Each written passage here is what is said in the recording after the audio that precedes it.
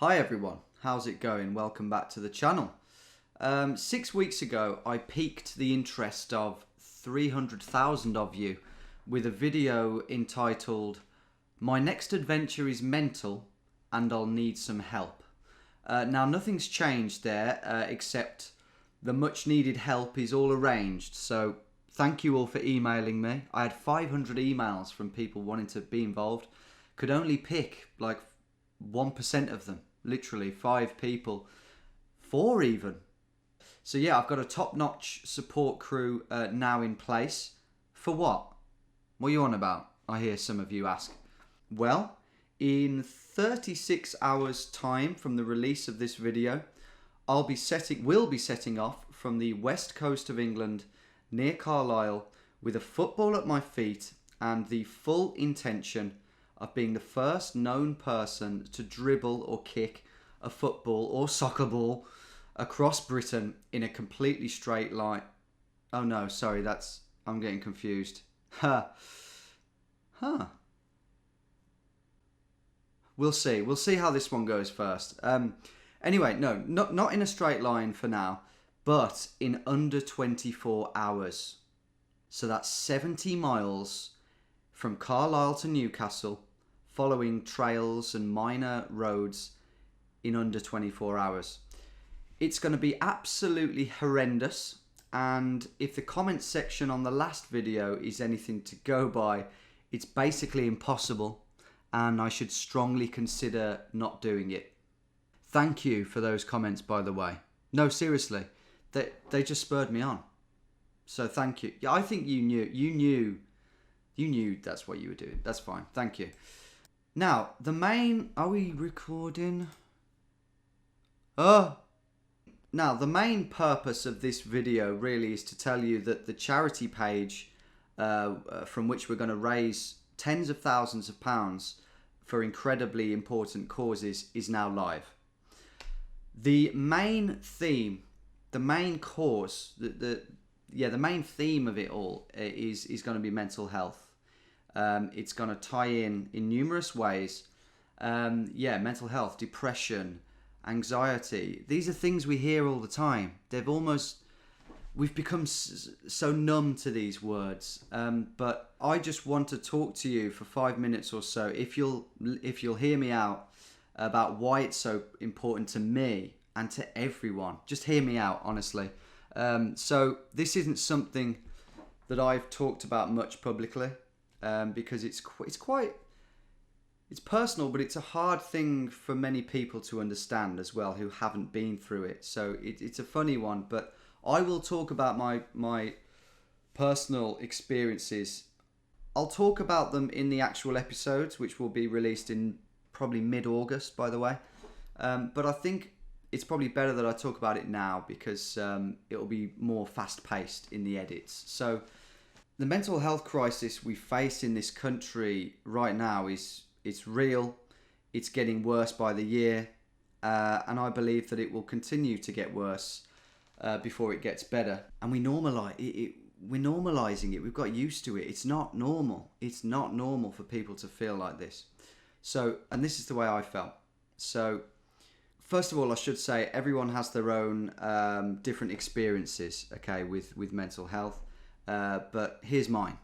So, depression hit me when I was 19, I think, like a ton of bricks. I'd just left school. I was a bit lost. I didn't really know where I was heading, didn't know what I was doing with my life. Wanted to be a musician. I wanted to write music, but, I was kind of scared of failing at the same time. So I wasn't fulfilling my potential. I was dossing around. I was smoking weed, getting pissed on weekends, like most people my age did. And one day it just came over me. I think I'd bottled it up. I'd probably ignored these feelings, something's not right, and it just bottled it up, and it just came over me one day like a big black cloud, and it was awful. So the big problem was, and the great crime was, that I made it so much worse in my own head. I didn't know much about depression or mental illnesses. I just thought, obviously I'd heard about people who got depressed, were mentally ill, and some of them commit suicide. That's all I knew.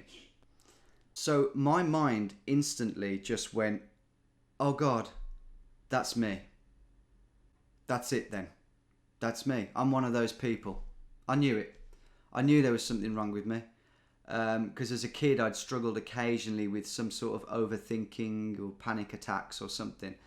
So I'm just there like, that's my destiny. This is awful. This is what I deserve, probably. And that's the scariest thought you can ever have, I think. I've gone mad forever. Incredibly scary. And then this is the problem. That fear and that dread made me feel worse. And it kind of becomes this negative spiral where you feel worse and you think worse, and the dread is just overwhelming. Now, this is fucking somber. I know. I don't want to.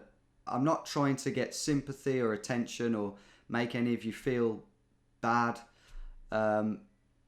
Quite the opposite. I'm telling you this because I want to help people who are in my position, of which there might be hundreds watching. There might be dozens. I don't know. Even if there's one, even if just you out there, you can relate to this, and it can help you. That is enough for me. Let me tell you, because I wouldn't wish it on my worst enemy. So the key thing is here, and this is where it starts. The hope comes in and the positivity comes in. The worst of that hell was avoidable, I believe. I didn't know it at the time at all, but the reason that the depressed feelings came on so strongly in the first place was because of where I was in my life. My mom said something along those lines, and I was like, no, you're wrong. This is more serious, Mom. You don't understand. But that was the root of it. Looking back, she was right. Things were so much worse than I thought. I was an immature, lazy, procrastinating, directionless young twerp with no responsibilities, no money, no girlfriend, pre-joking, no muscles, no nothing, and an unrealistic expectation of life as an adult. But a lot of talent as well and potential being wasted with every zoot that was sparked up.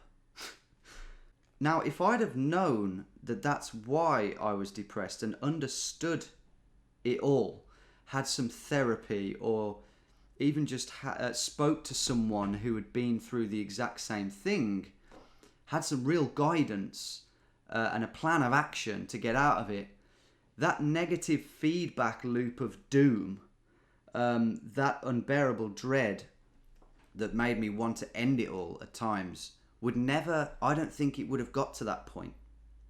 I'm fairly sure of that, because fast forward 3 years of me bumbling my way through all of this, battling it, fighting it alone, just with the own tools in my head.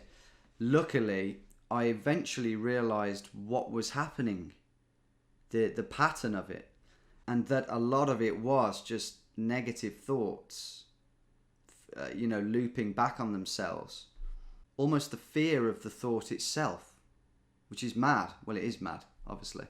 And once I'd realised that, it didn't disappear overnight, don't get me wrong, but I never ever felt as bad as I had done ever again.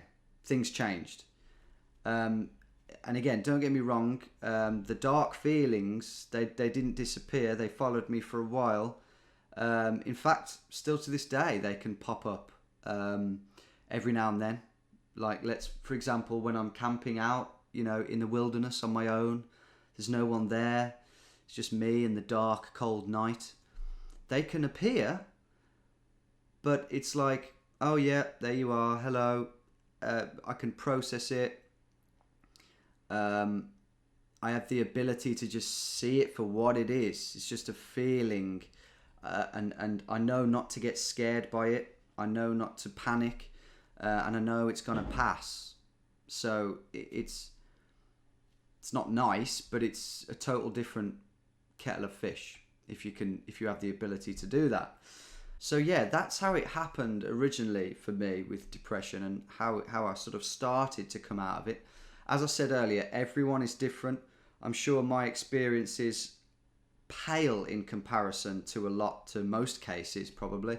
And I'm very fortunate to have had lots of good friends, a loving family, supportive family, a great upbringing, and all the rest of it. But the point is, for me, the real danger lay with the not knowing, the thinking the worst, the lack of education and guidance that allowed that negativity to fester. And that is why the campaign against living miserably calm is the charity for this. It's the main charity that we're going to be raising money for, money that goes straight onto those helplines. I mean, 80% of it goes onto the helplines, the crucial community work and spreading awareness. Even awareness. Just some facts may have helped me. I don't know. So that's great, right? But what's any of this mental health stuff got to do with dribbling a football across Britain? Well, this is where it gets even more uplifting for me. So I'll try and summarize this next chapter very quickly, but it's just as important and just as inspiring, hopefully. So when I was 23, so I've had 3 years of this shit, and I decided to get off my arse and do something really ambitious. I'd had jobs, I'd worked jobs, and I always approached them with a good positive attitude, which is very important. But I decided, come on, do something that really pushes you now, an adventure. And that adventure was to cycle from London to Budapest, so across Europe really, on a shitty Halfords bike. Okay, and I saved all my pennies from working in Tesco.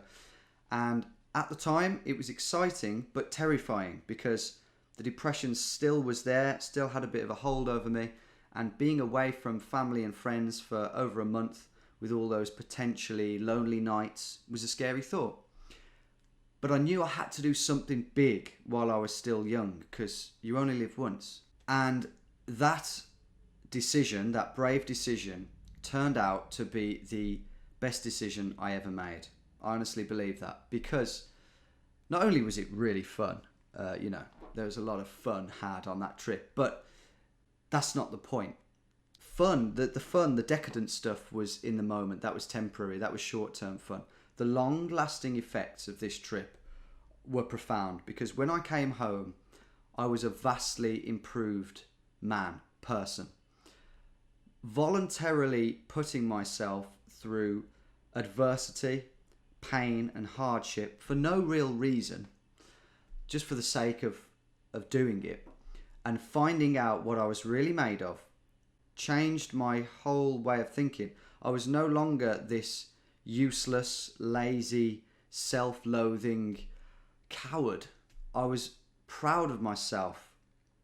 And then with that pride comes the deep sense of satisfaction, meaning, and contentment. Oh, this is why I'm here. And I believe that those feelings, those relaxing feelings of just contentment and satisfaction, and knowing oneself, are the exact opposite to the depression I'd been feeling all those years prior. It was like the antidote for it.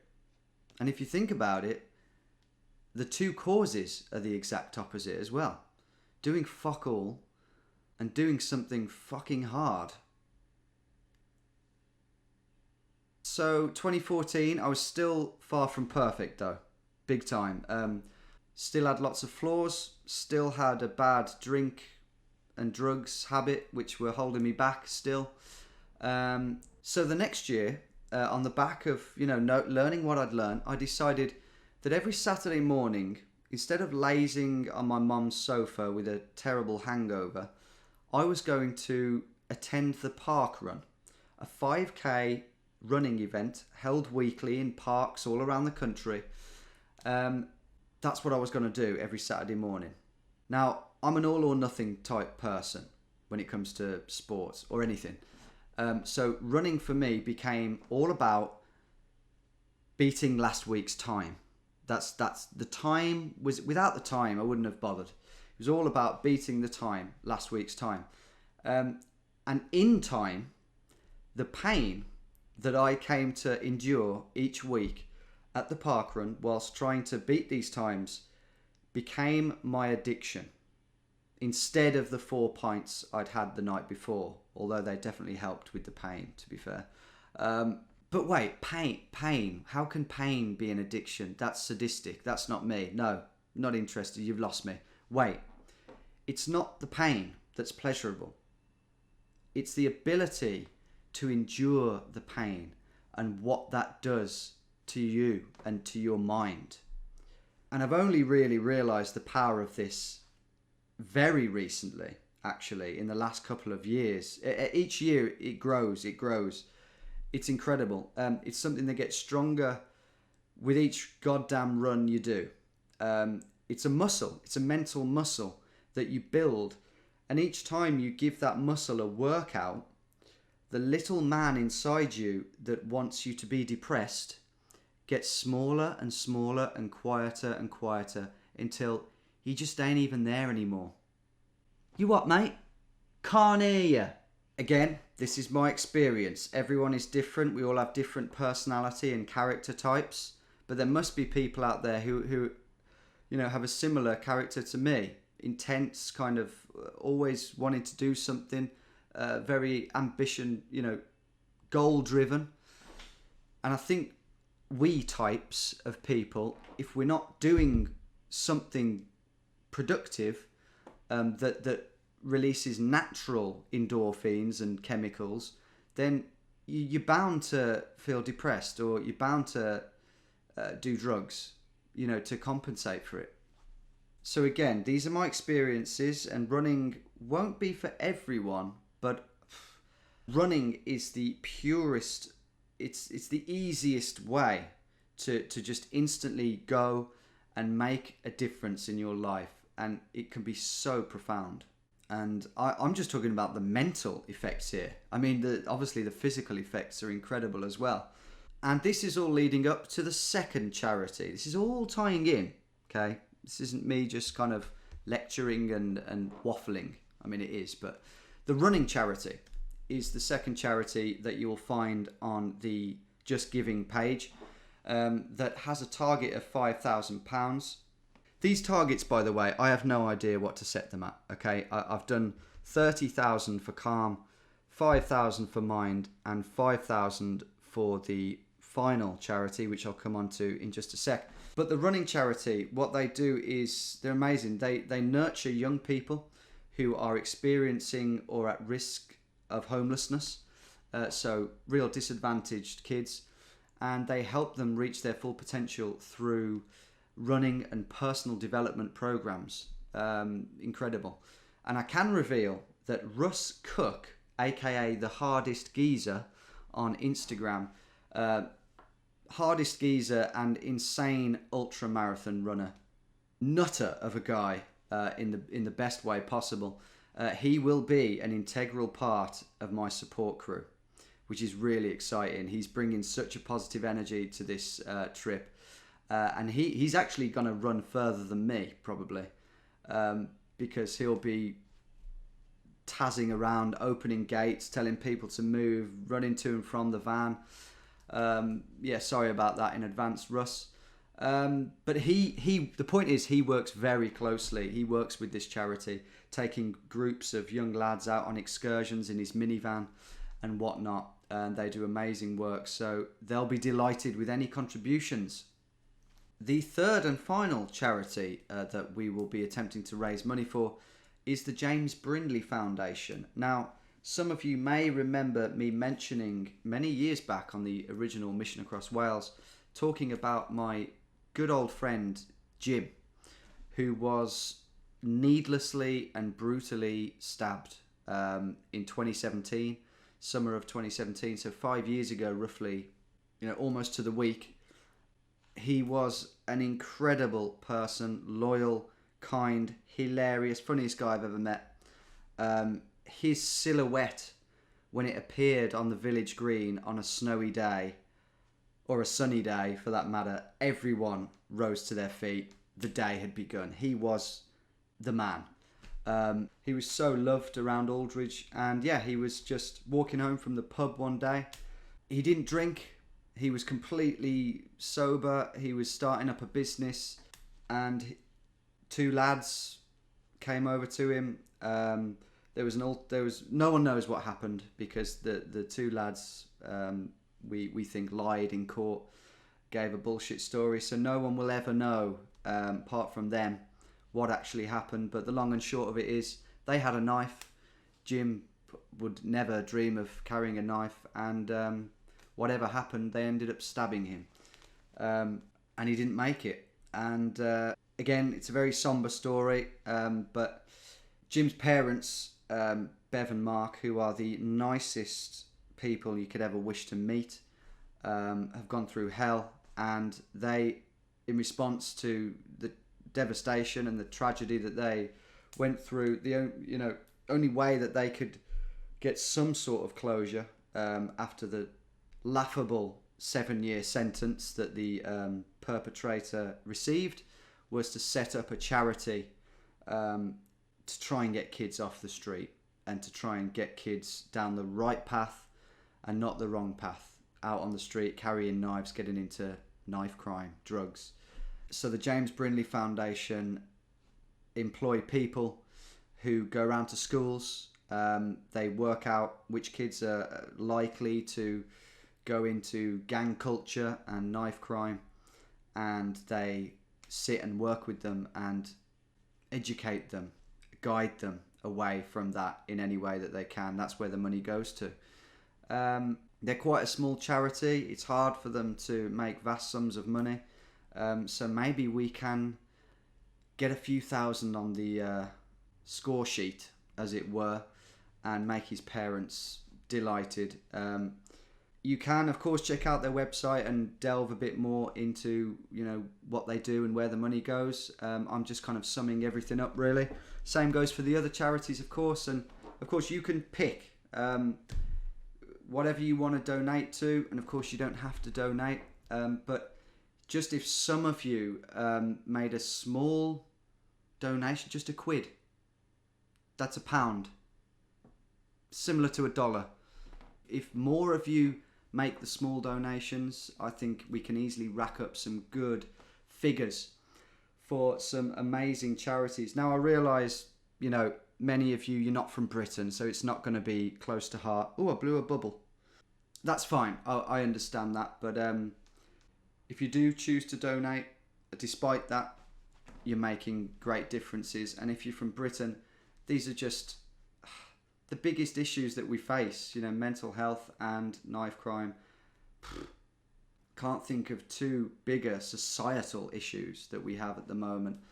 So yeah, I guess to sum up, please donate. That would be fantastic, and we can make a real difference physically.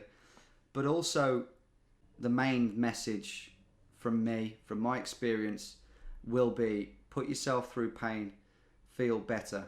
If I was to sum it up in one sentence. But I haven't even done it yet. I'm just sitting here on my arse at home. I haven't even set off. What if I don't do it? What if I fail? I won't fail. I am getting to Newcastle. If I die trying, you better believe it.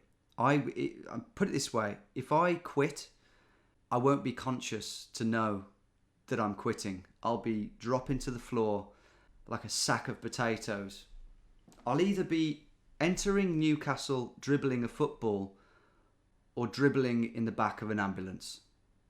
No, I'm going to be in a lot of pain. I'm going to be in a world of pain. But the cause, the charities are what's going to really spur me on in those painful final 55 miles.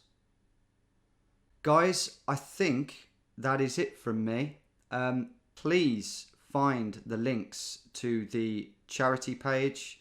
There's going to be 3 charities on one page. It's a team, so you'll have to click on each individual one that you personally want to donate to. If you're going to donate, they'll be in the description and the top comment. And I believe I've covered everything. Mid-August is the release date for Dribbling Britain. Ah, yes. The route. So, the route that I'm taking is basically Hadrian's Wall, but not the middle section that's really steep and crazy. I'll be joining the cycle path 72, which is also the military road. It's the B something. I'll be following that for about 18 miles, and then I'll get back on the Hadrian's Wall hiking path at some point. I don't quite know where. I wouldn't stand along Hadrian's Wall path at any point waiting for me, because I might be on the road, especially in that middle section. This is for people who are thinking of coming out of their house and cheering me on. As we approach Newcastle, I'll be on the Hadrian's Wall path, which for the most part is the cycle lane 72. And I plan to dunk the ball in the Tyne estuary. It's an estuary, so it's technically coastal. Arrival time, well, I'm setting off from the west coast at 1:30 p.m. on Tuesday the 12th, and 24 hours is what I'm aiming for, but it could be earlier. But what we'll do is we'll update. I'll put a community post, okay? So if you're one of the people who wants to come and support, I'll be updating. Well, it won't be me, I'll tell you that. Verity probably will be updating the community post with our updated ETA, okay? So, I don't know, maybe none of you will turn up, that's fine.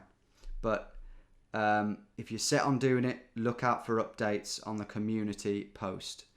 Thank you, that's it. Wish me luck, I'm going to need it, and I'd better get this charity page set up. See you soon.